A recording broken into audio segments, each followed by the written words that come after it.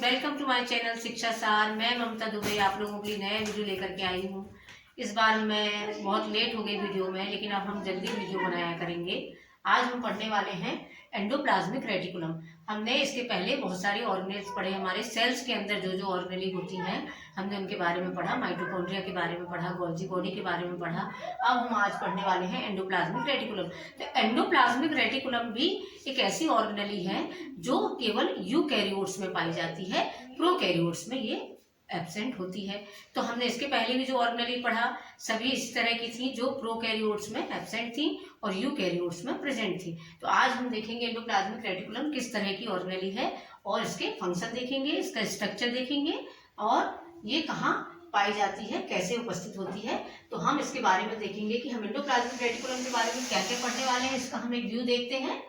तो इस तरह से हम इसका इंट्रोडक्शन देखेंगे, इसके बाद हम इसका स्ट्रक्चर देखेंगे, अल्ट्रा स्ट्रक्चर, और इसके बाद हम इसके टाइप्स देखेंगे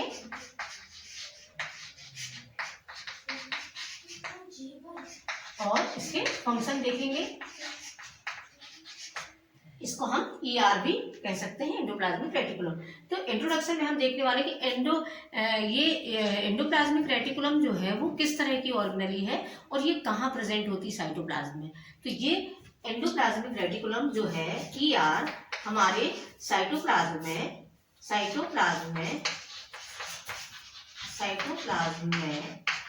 प्रेजेंट होती है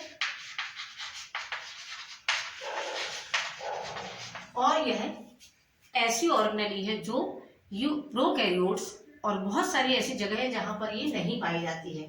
तो हम लिख सकते हैं ER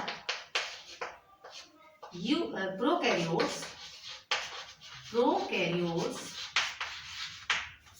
egg cell, embryonic cell और RBC सेल, इन्हें छोड़कर सभी यूकैरियोटिक सेल में प्रेजेंट होती है।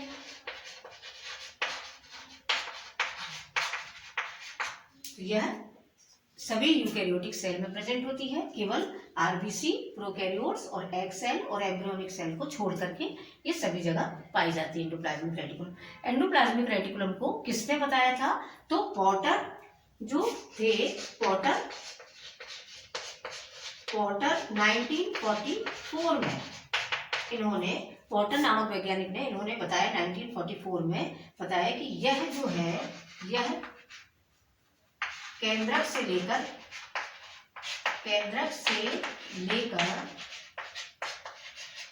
पूरे साइटोप्लाज्म में, केंद्रक से लेकर के हमारी जो प्लाज्मा मेम्ब्रेन का जो आउटर पार्ट होता है, इनर वाला पार्ट होता है, वहां तक कवर करती है एंडोप्लाज्मिक रेटिकुलम। केंद्रक से लेकर के ये प्लाज्मा मेम्ब्रेन तक फैला हुआ होता है इसका नेट। यह केंद्रक से लेकर प्लाज्मा मेम्ब्रेन तक फैली होती है।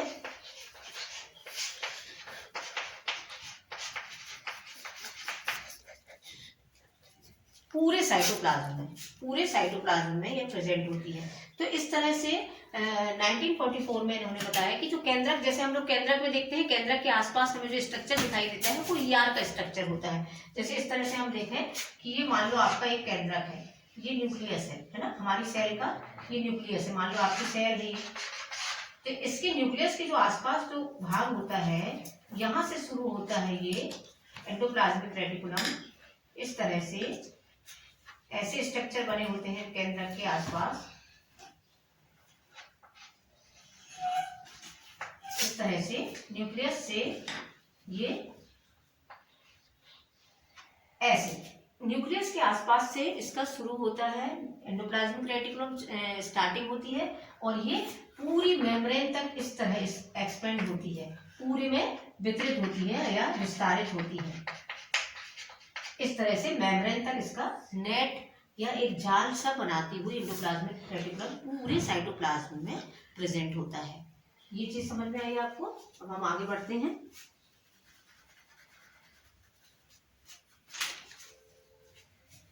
एक मिनट।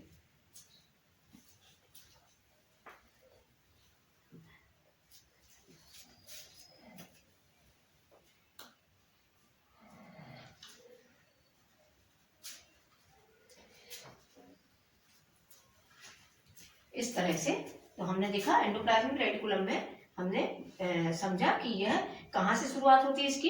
ये जो न्यूक्लियस है, न्यूक्लियस के आउटर मेम्ब्रेन के पार्ट से ही शुरू होता है और आपकी मेम्ब्रेन तक ये पूरे साइटोप्लाज्म में पाया जाता है एंडोप्लाज्मिक रेटिकुलम।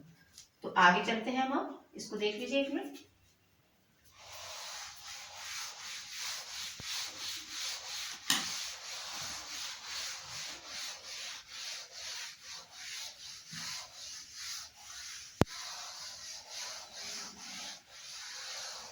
इसका यदि हम अल्ट्रा स्ट्रक्चर देखें, इसके स्ट्रक्चर में हमें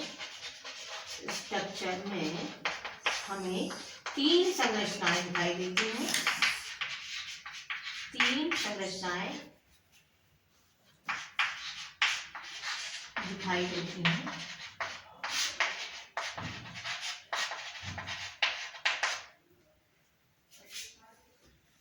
इनकी कौन कौन सी संरचना पाई जाती है? इनमें तीन तरह की संरचनाएं दिखाई देती हैं। हम यदि इसका स्ट्रक्चर देखें तो एंडोप्लाज्मिक रेटिकुलम का। अच्छा, एंडोप्लाज्मिक रेटिकुलम सबसे ज्यादा उन कोशिकाओं में पाई जाती हैं जिन कोशिकाओं में प्रोटीन सिंथेसिस सबसे अधिक होता है। तो जहां सक्रिय रूप से प्रोटीन सिंथेसिस अधिक होता है वहां एंडोप्लाज्मिक रेटिकुलम की सेल्स अधिकतम पाई जाती हैं। ये चीज हम देखते हैं कि अल्ट्रा स्ट्रक्चर में हमें क्या क्या दिखाई देती है। इसमें तीन तरह की, पहला है सिस्टर्नी,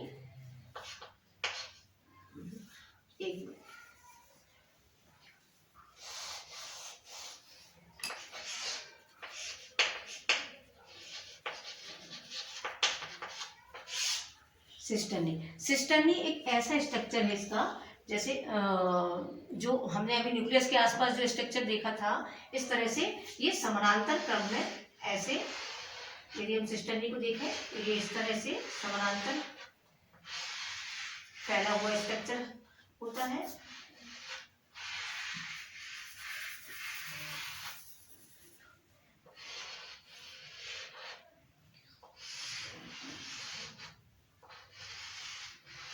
ऐसे समानांतर क्रम में इस तरह से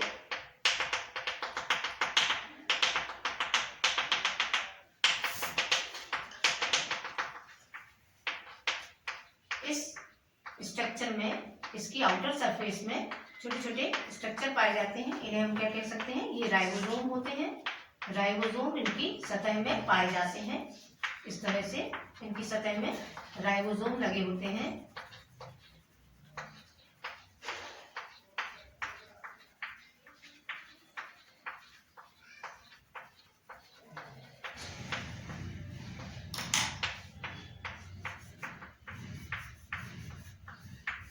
इस तरह से हम सिस्टर्नी का स्ट्रक्चर देखें। ये जो सिस्टर्नी है इनके पूरी सतह में राइबोसोम प्रेजेंट होते हैं और ये संरचनाएं जो है 45 से 50 न्यू माइक्रोन तक की होती हैं।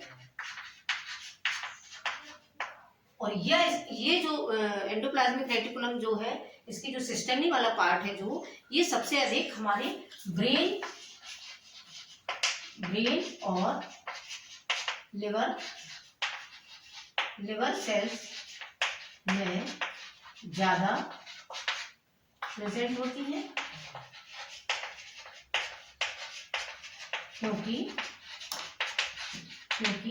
यहाँ प्रोटीन सिंथेसिस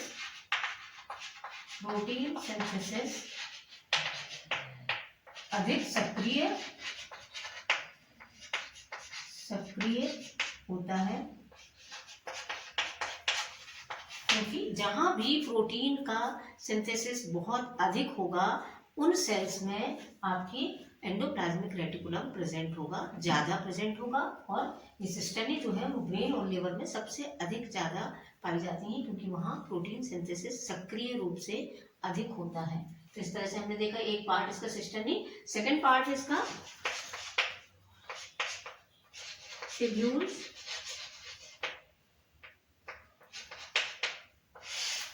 ट्यूब्यूल्स कैसी संरचनाएं होती हैं? ट्यूब्यूल्स ये ब्रांच्ड होती हैं, ब्रांच्ड, और ये गोल ट्यूब्यूल्स ब्रांच्ड भी होती हैं और कहीं कहीं ये इरेगुलर भी होती हैं।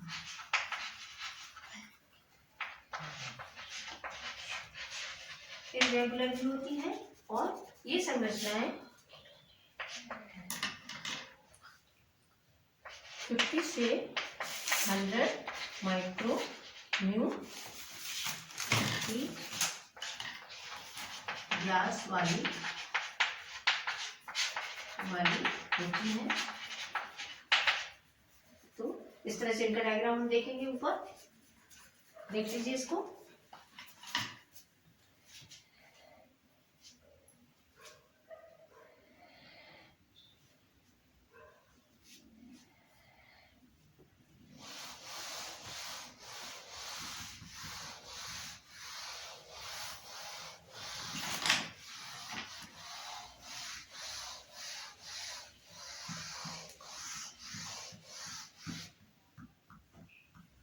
तो ये ब्रांच भी होती है, रेगुलर होती है, 50 से 100 म्यू माइक्रोन व्यास वाली होती हैं।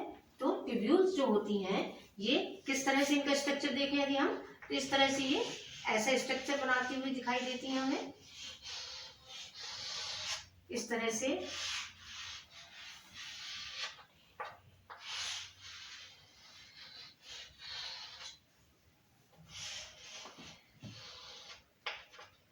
इन संरचनाओं को हम देखते हैं।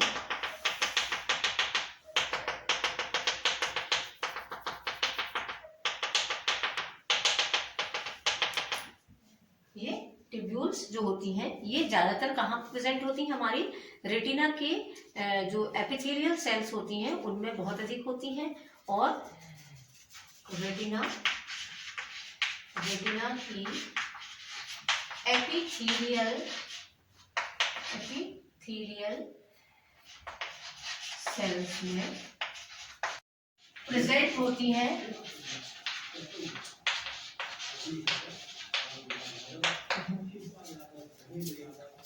हेलो फ्रेंड्स, अब इसके आगे का हम वीडियो नेक्स्ट पार्ट में देखेंगे। इसके आगे जितना भी चैप्टर रह गया है वो नेक्स्ट पार्ट में, सेकंड पार्ट में देखेंगे। यदि आपको मेरा वीडियो अच्छा लगता है तो उसे लाइक और शेयर जरूर करिए और सब्सक्राइब जरूर करिए। Thank you.